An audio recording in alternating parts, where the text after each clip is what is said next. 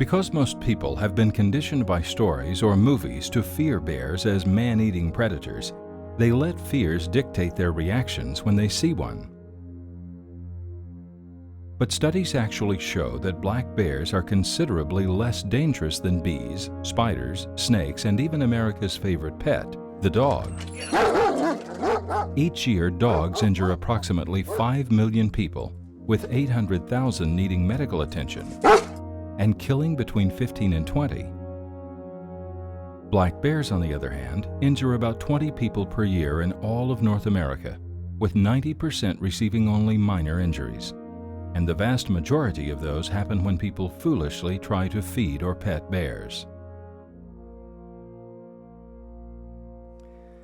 My experience with black bears is that they're quite afraid of people. If it's a wild black bear out in the forest, the last thing it wants to do is be around a human being.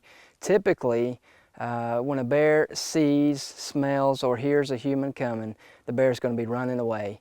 And I know from our telemetry studies that most folks who have walked around the woods in bear country have probably been pretty close to a bear and never realized it. A single fatality from black bears occurs about once every 2 years, with the majority of those occurring in remote wilderness areas of Canada, where bears were acting as natural predators.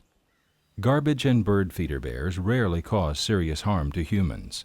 Nonetheless, recent increases in bear encounters have resulted in increased injuries from bears. So whether it's a bird feeder bear or wilderness bear, they should all be treated with respect and extreme caution, knowing that each has the power to seriously injure or kill a person. Camping, hiking, fishing, mountain biking, hunting, and bird watching can all put people within bear country. That's okay. Everyone can share. However, it's up to you to know the rules of how to behave and react when visiting the bear's home. And because each bear and bear encounter is different, the following suggestions cannot completely ensure your safety. If you see a bear when driving through bear country, remain in your vehicle. Never get out for a photo or a closer look.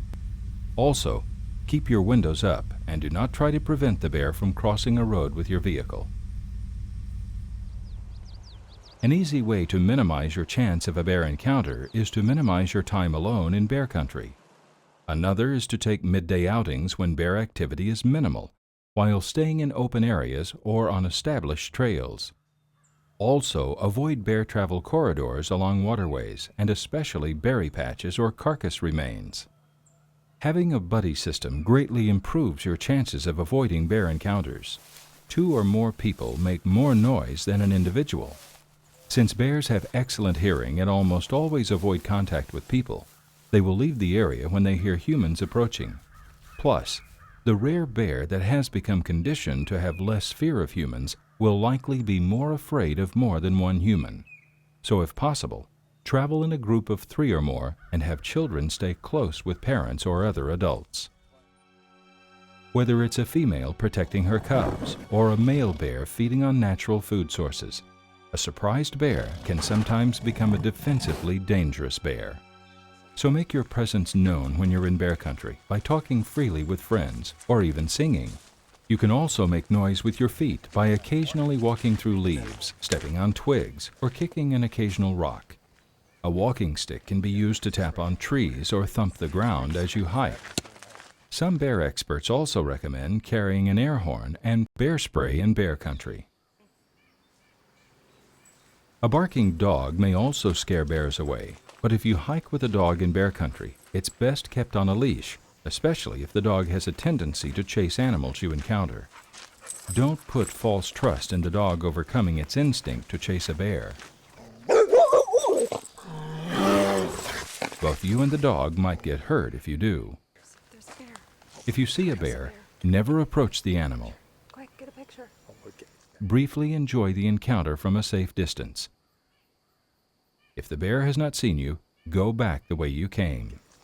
Do not turn your back and run from a bear.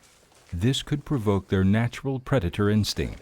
Instead, keep facing the bear and back away at a steady pace. Let it know you're human by talking in a low tone and waving your arms slowly. If you're near a car or building, Get inside. Don't try to climb a tree. Bears make a living by climbing trees for food.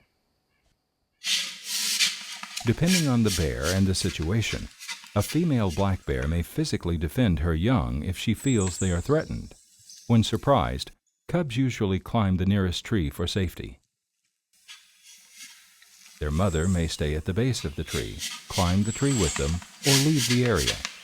Whatever happens, immediately retreat from a female with cubs, and never approach cubs that you think are alone. Like all young wildlife, don't assume that they are abandoned and need your help.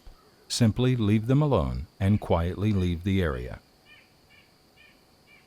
If a bear approaches you or your campsite, you can try to frighten it away with the same techniques used near homes that include waving, yelling, or banging together noisy objects. But again, make sure the bear has a safe escape route before attempting to scare it away. Once the bear leaves, contact the park officials and report the encounter. If you're camping, make sure the entire family knows the rules for visiting bear country, which include never attempt to approach, pet, feed, or pose for a photo with a bear, even if the bear appears friendly. Remember, attempting to feed a bear in camp may likely contribute to its death as a habituated problem bear. Bears visit campgrounds because of the food odors and sources that abound there. So reduce or eliminate food odors from yourself, your campsite, and your clothes. This begins with storing food so bears cannot smell or reach it. Store food inside your vehicle if possible, or use bear poles or bear-resistant storage units that are provided at some campsites. Don't keep food or toiletries in your tent, not even a chocolate bar, toothpaste, or any food wrapper. Properly store and pack out all garbage, and when it's time for bed, don't sleep in the same odor-filled clothes that you cooked in.